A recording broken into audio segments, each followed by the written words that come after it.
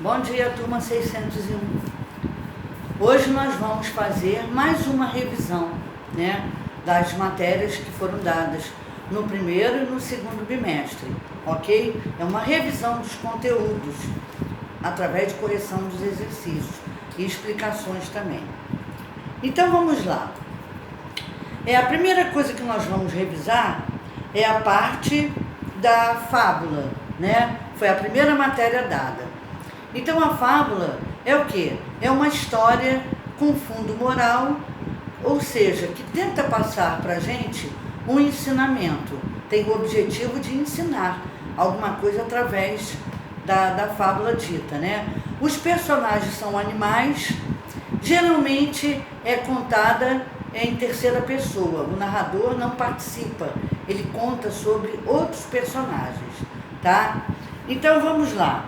A primeira pergunta fale sobre o gênero fábula.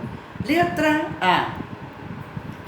Qual o objetivo da fábula? É apresentar um ensinamento a partir de uma crítica a comportamentos humanos. Geralmente na fábula há críticas falando sobre o comportamento humano, O egoísmo do ser humano, a malícia do ser humano, alguma coisa referente ao ser humano que nos faça refletir e ver o erro, Então, a resposta do objetivo de fábula é apresentar um ensinamento a partir de uma crítica a comportamentos humanos. Essa crítica vem dentro da fábula, Letra B. O público-alvo. Bom, o público-alvo é o público que se interessa, por fábulas. Então, é um público em geral, tá? É o público em geral. Letra C. Quais são as características da fábula? Apresentam personagens que às vezes podem ser pessoas e animais, que recebem características humanas. E geralmente é realizado num espaço e tempo imprecisos. A gente não sabe quando, não mostra pra gente, a gente presume uma certa época em um determinado lugar, mas não aparece diretamente. Geralmente apresenta um narrador observador, porque o narrador conta a história sem participar, e um enredo, a história em si. Então, as características de uma fábula são personagens que podem ser pessoas e animais. Um espaço e tempo impreciso, a gente não sabe quando. Geralmente apresenta um narrador observador que só conta a história, não participa. E o enredo, que é a história desenvolvida. Número 2. Agora nós vamos falar sobre o conto popular. A letra A. Qual é o objetivo? Qual é o objetivo do conto popular? É apresentar ensinamentos de vida também, tá?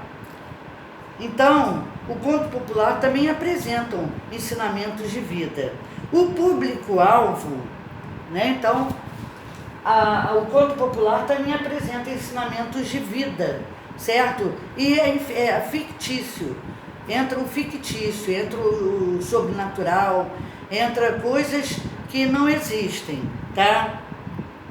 Na letra B, o público-alvo é o público em geral, quem se interessa por contos, Esses contos são criados pelas pessoas, pelo povo, certo? Então, é o público em geral. Letra C, características do conto popular.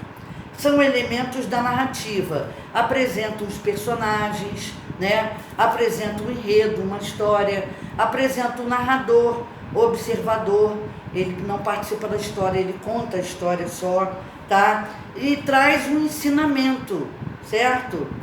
Aborda costumes, superstições, coisas que não existem, e crenças de um povo.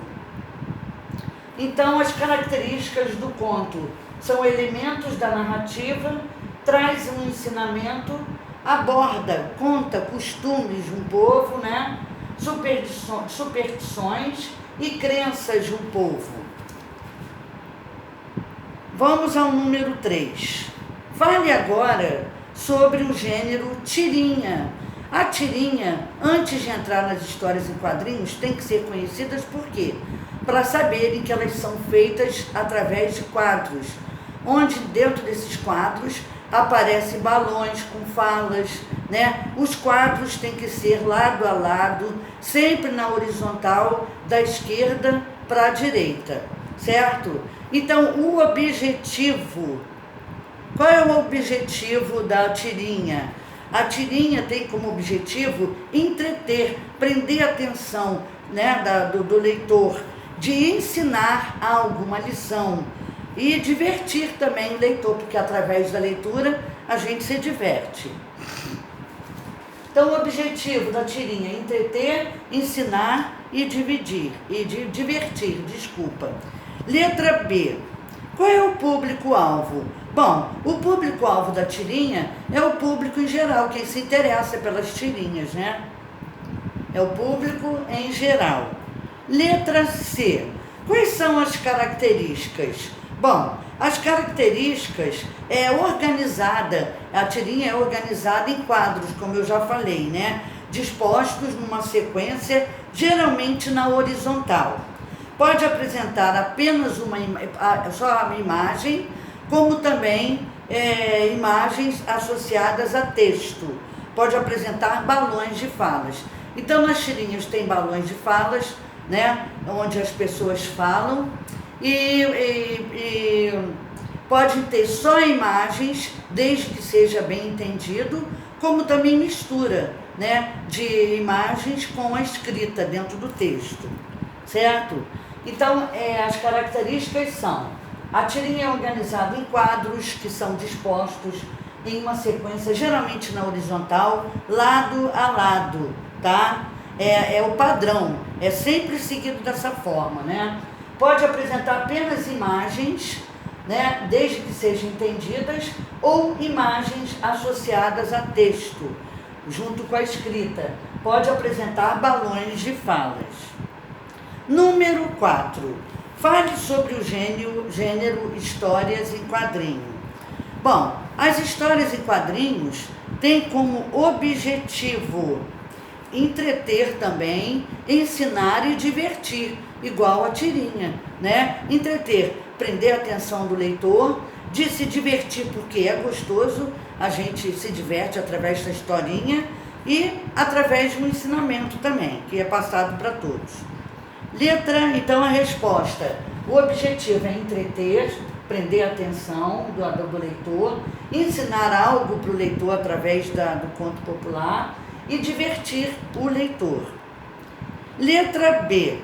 O público-alvo. O público-alvo são os leitores, né? Ou seja, o público em geral podem ser crianças, jovens e adultos que se interessam pelo universo dos quadrinhos. Gostou do quadrinho, gostou das histórias em quadrinhos? A pessoa vai lendo. E isso é muito bom, porque desenvolve a leitura do aluno, né? É muito importante a história em quadrinhos, sim.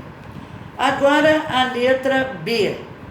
O público-alvo são os leitores, que podem ser crianças, né? Criança gosta muito de história em quadrinhos, como jovens e adultos. Nós gostamos também, que se interessam pelo universo dos quadrinhos. Letra C. Quais são as características da história em quadrinhos? A história em quadrinhos também, igual a tirinha, é apresentada em quadros, né? Numa sequência de quadros, que pode possuir linguagem mista. Mista por quê? Porque vai misturar a linguagem verbal, que são as escritas, e a linguagem não verbal, que são as imagens, tá? Ou apenas não verbal, só com imagens, desde que seja entendida. As falas das personagens são indicadas por balões, vem dentro dos balões.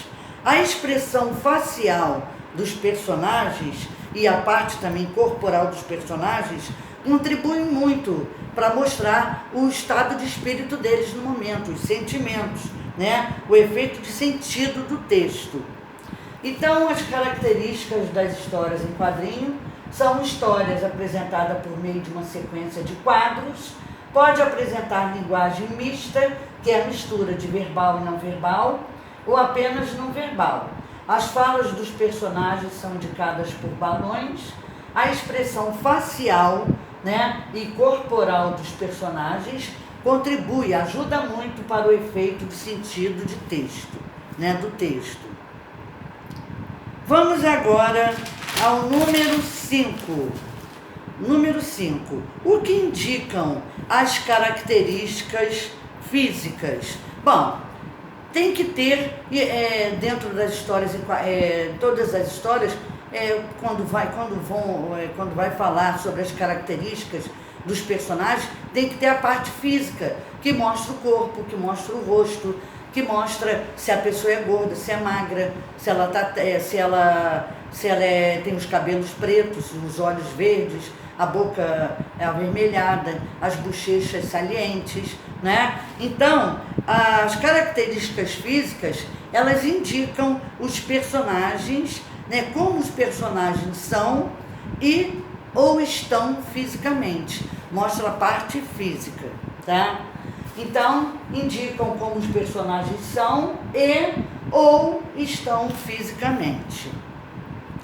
Na letra B, e as características psicológicas? Elas expressam o caráter, a personalidade, o estado de espírito e o comportamento dos personagens, né? Se a pessoa está triste, se ela é uma pessoa agressiva, se ela é uma pessoa calma, carinhosa, né? Então, isso aí são as características psicológicas dos personagens. Então, as características psicológicas expressam o caráter, o estado de espírito e o comportamento dos personagens. Número 6. O conjunto de fatos que compõem uma narrativa recebe o nome de enredo, né? Os fatos todos que envolvem a história e vão se desenvolvendo é chamado de enredo, que é a história em si. Geralmente, o enredo é composto das seguintes partes. Então, tem no enredo, no desenvolvimento da história, a situação inicial. Como começa a história? A complicação, quando surge um problema, ou chamado também conflito, né? O momento do clímax, né? Aquele momento que mais prende a atenção do leitor na história, né? No enredo. E o desfecho, que é o final da história. Então, essas são as partes que compõem o enredo, a história, né, em si. A situação inicial tem que ter, para poder iniciar a história, a complicação ou o conflito, né, o clímax, que é o momento que prende mais atenção, e o desfecho, que é o final da história, como terminou. Número 7. Fale sobre, letra A, o foco narrativa em primeira pessoa. O foco narrativo, gente, é onde entra mostrando se o narrador está participando da história ou não. Quando ele participa da história, ele está contando a história e participando em primeira pessoa do singular. Ele participa. E quando é em terceira pessoa, ele não participa, ele só observa. Ele fala dos personagens, mas não entra no meio. Então, o foco narrativo em primeira pessoa, certo? O narrador é também um personagem, ele participa, podendo contar uma história sobre si mesmo. E o foco narrativa em terceira pessoa, o narrador não participa ativamente dos fatos relatados, ele só conta sobre os personagens sem entrar na história. Vamos ver o número 8. O que é foco narrativo? O foco narrativo é o apresentar da perspectiva pelo qual o narrador opta para relatar os acontecimentos de uma história. Então, o foco narrativo é o apresentar da perspectiva pela qual o narrador opta para relatar os acontecimentos de uma história. Ou ele vai contar em primeira pessoa, participando ou não, só falando de outros personagens, sem se envolver. Número 9. Complete. Letra A. As cenas de uma tirinha são organizadas em uma sequência de quadros, ok? Então, numa sequência de quadros. Letra B, sempre na posição horizontal, nunca na vertical e diagonal, na horizontal, um lado a lado, tá? Horizontal. Letra C, na linguagem verbal é utilizado o que na linguagem verbal? As palavras. As palavras são utilizadas na linguagem verbal, certo? Então, na linguagem verbal, as palavras são utilizadas. Na letra D, na linguagem não verbal, é utilizado, aí entra outras coisas sem ser palavras, imagens, cores, gestos, mímicas, tá? Danças, sons, expressões fisionômicas, cores, tudo isso entra na não verbal, não tem palavras. A pessoa se manifesta através de imagens, de danças, mostrando o corpo, né? O falar do corpo, os sons, gestos, as expressões fisionômicas e cores. Letra E. Na linguagem mista é utilizado o quê? Utilizado os dois tipos de linguagem, a linguagem verbal e a linguagem não verbal, ou seja, a linguagem com palavras e a linguagem com gestos, com cores, com expressões fisionômicas, né? Com sons, com danças, com gestos, cores, certo? Então, a linguagem verbal e não verbal entra na mista, é a utilização das duas ao mesmo tempo, não tem a mistura. E número 10, diga o que os balões abaixo expressam. Na letra A, balão não verbal. O balão não verbal geralmente expressa, né, contornos irregulares, traz símbolos, imagens e códigos. Então, o balão não verbal mostra o quê? Geralmente com contornos irregulares, que não são regulares, traz símbolos, imagens e códigos. Na letra B, o balão de pensamento. O balão de pensamento, né, são os mais comuns. Apresentam um rabicho, que vem no finalzinho, em forma de nuvem. Vem em forma de nuvem e rabicho com contornos irregulares, tá? Então, o balão de pensamento é o mais utilizado, é o mais comum. Apresenta o rabicho em forma de nuvem, igual uma nuvenzinha, e rabicho com contornos irregulares. E a última, letra C, o balão do sussurro. Geralmente é caracterizado por linhas tracejadas ou pontilhadas. Vem tracejos ou pontilhados, né? Que indica que está sendo utilizado um tom de voz baixa, um tom baixo, né? Então, geralmente caracterizado por linhas tracejadas ou pontilhadas, indica que está sendo utilizado um tom de voz baixo. Aqui nós terminamos a nossa revisão e eu espero que vocês vejam esse vídeo muitas vezes, olhem as atividades já anteriores de revisão e se preparem para as provas que estão por vir, ok? Um beijo para vocês. Tchau!